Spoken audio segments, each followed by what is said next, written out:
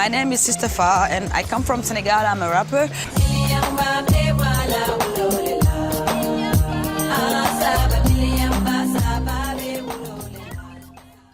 As an activist and survivor of female genital mutilation, to come to really share my experience, to say to people what we have been doing.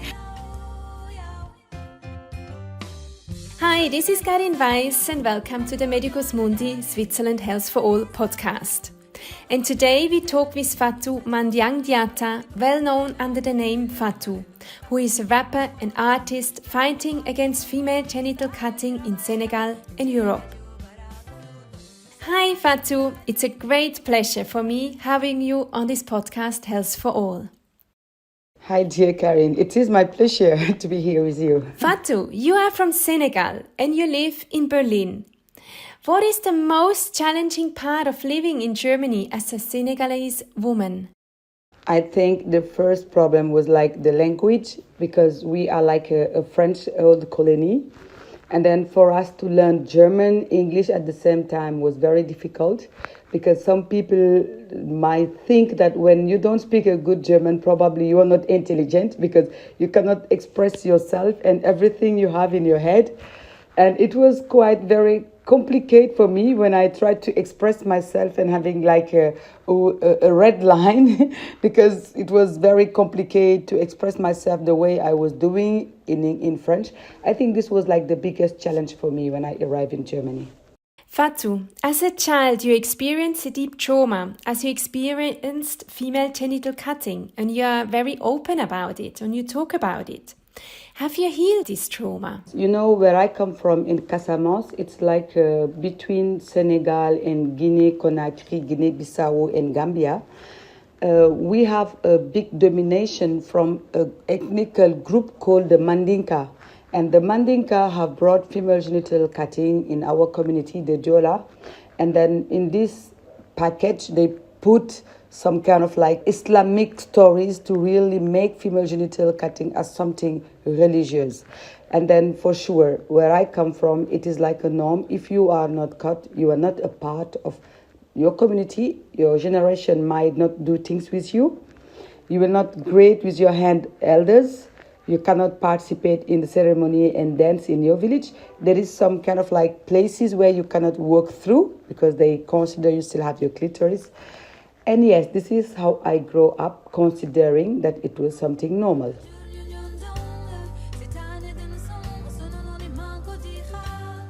Today, you work primarily with female elders and youth in rural Casamance region in Senegal. And you have found innovative ways to connect anti-female genital cutting activism with enhancing young people's access to sexual rights and health services. What are these innovative ways? We have a kind of like a initiation ritual called Gassus. And then this initiation exists in countries like Gambia, Senegal, in Kenya, in Mali, but in a different name. And then this ceremony is not forbidden. Thousands of people, even if you live in Canada, when this initiation ceremony came, you have to be there to answer, to honor your family. It was the question from the elders, how can we continue to do our tradition without female genital cutting? Because if you are not cut, you are not allowed to enter in that sacred bush to do the initiation. And then after my analysis, I just discovered that those elders are not like against the change, but they are afraid because they have some question without answer.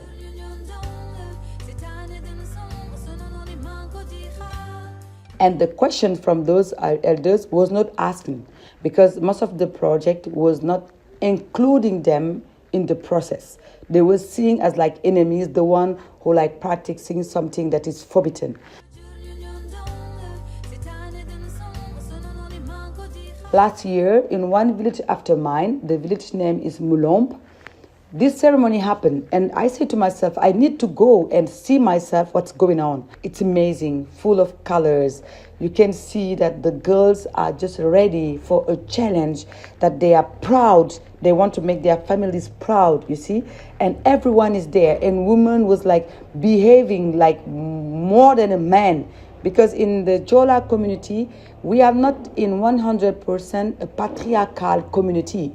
Women have power in some point, in some ceremonies and issue. Women are stronger than men.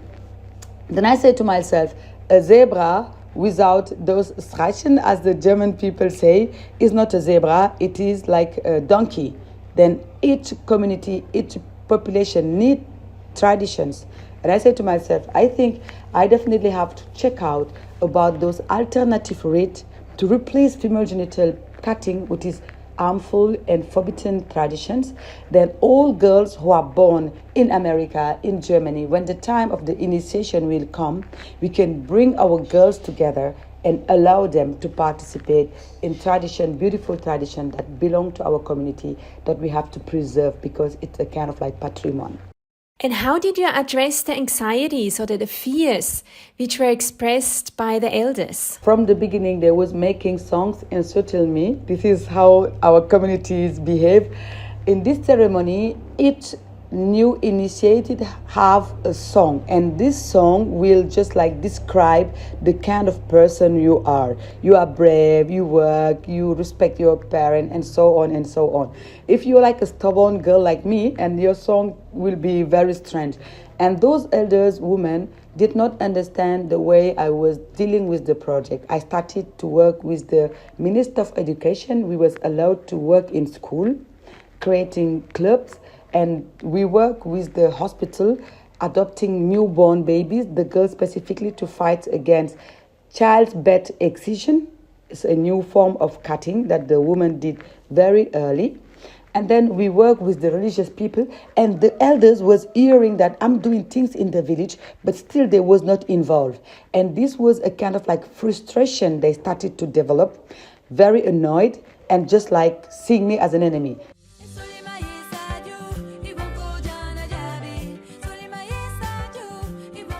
And the last year of the project, I started with a very little group visiting those elders. I call them gardiens de la tradition. And I explained them, we have a possibility to stop what is forbidden and create something new. Then no one will have problem with justice. And they told me openly, this is interesting. Do you know some communities doing this?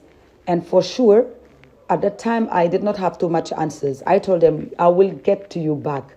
And then I give a call to some partners from Mali. It's an organization working also with Yamane, Switzerland. I invite a group of also leaders, women from Mali. They come to Senegal. We first have like 5 days working in Dakar, and then we go back to Casamance.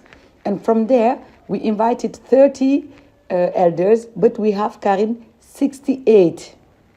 Just to show you, they have questions, they are also looking for answer.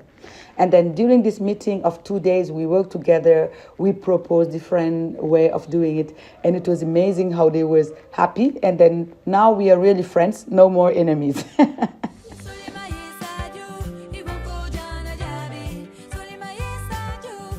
As you said in an interview, I talk about sensitive subjects, but I make sure people enjoy themselves at the same time.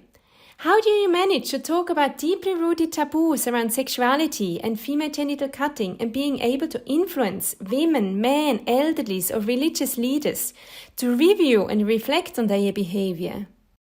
I use a very, very strong, lovely, powerful instrument, which is music. Through music, you can talk about very sensitive topic, and people will listen to the melody, they will listen to your voice, they will listen to what is beautiful in the information you're giving, and they will get the information. I started with music, singing about FGM with a guitar, singing about my own story. I invite sometime in the school young girls and boys drawing in Calabash about this trauma. I have learned that when children draw, they express themselves. They express this trauma that they have been carrying many years ago.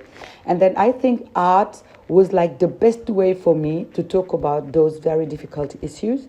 And then in the same time, I had the luck that I speak the local languages.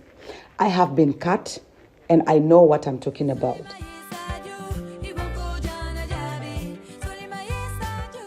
And then respect was like the basic of all my work. I show a lot of respect, a lot of empathy, because I'm very sure that most of them don't know what they are doing. You know, in Germany, I work with the Senatsverwaltung, Terre des Femmes, and Waldefree Klinikum. We have like a project called the Koordinierungsstelle.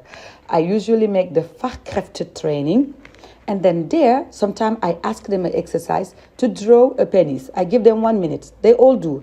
But when I give them the same time and ask them to draw a clitoris, let me tell you that 80% don't know this organ.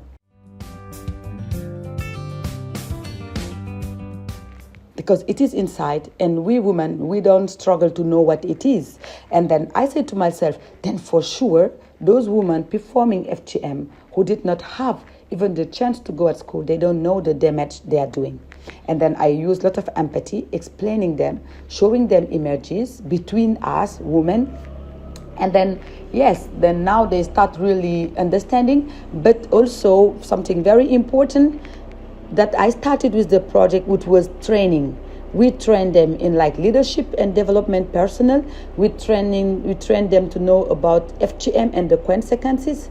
We train them about early marriage and early pregnancy, how it's not good at all for our girls, that we should give them the same chance as our boys. We talk about health, and I support a lot the communities and the hospital. I think this is what gives more charm to the work we are doing, and also the result we have got today. Worldwide, we can observe that sexual health and rights are under pressure. More and more resistance and challenges are rising, such as opposition against abortion, violence against homosexuality, opposition against comprehensive sexuality education. What's the situation in Senegal today? In Senegal, we are anyhow a very conservative country. In the past, I can say in each family, you can see a man behaving like a woman behaving like a man, and there was like a tolerance.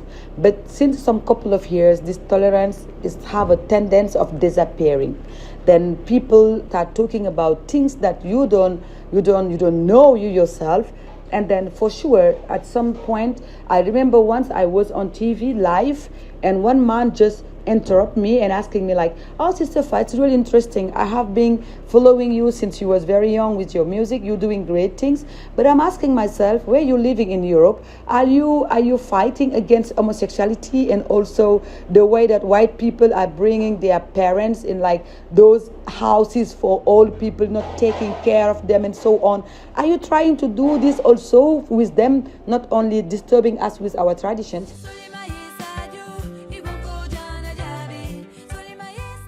It's just to let you know that I have been assimilating to those black, white women who came to Africa to just teach people.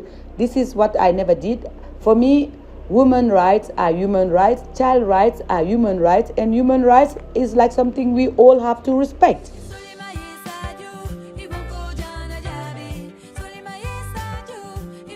As I said, Senegal actually is not easy at all. We have a very conservative society, and now it's getting worse. I don't know why, but yes, it is like a reality.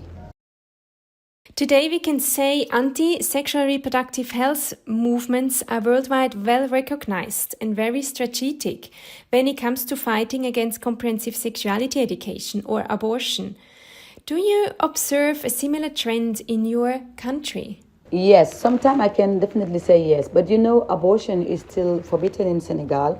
If someone even have got like incest, if it's the pregnancy from a member of the family, the woman really needs a very short time to really prove if she have, of course, materially the proof that this pregnancy come from my brother, from my father, or this pregnancy represent a danger for my life. If there is no reason, the woman is not allowed to make abortion in Senegal.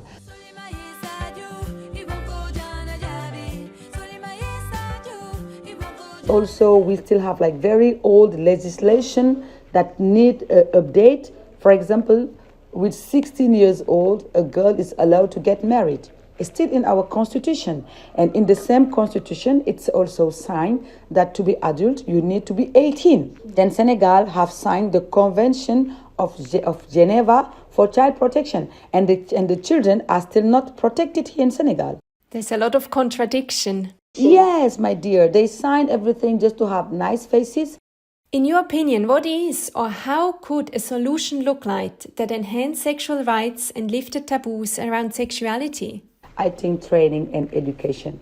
Actually, it is so funny. I have like 3 hectares. It's like a huge ground close to the mangrove, and then it's not like very far away from the habitation. I'm building a center where women who undergo violence, domicile violence, can have a space where they can stay.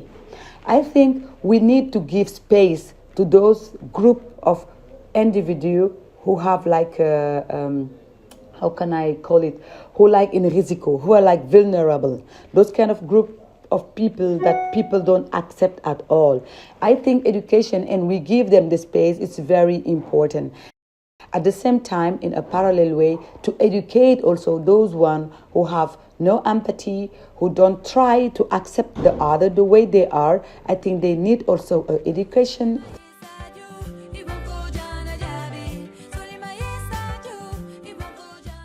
If you had a wish to make this world a better place, what would it be? A world with a lot of empathy, where everyone will look at the other person, feeling their pain, feeling their scare, and just wishing the others the way they wish themselves to be like happy, to have like a joy for their lives. I think if we all are happy inside of us, I think we can be happy with the others and for the others. I think this is like my best wish, to see a world where everyone will just like smile. When I will see little girl happy, no boys on the street begging for adult people. Thanks so much for these lovely words and being my guest on the podcast Health for All.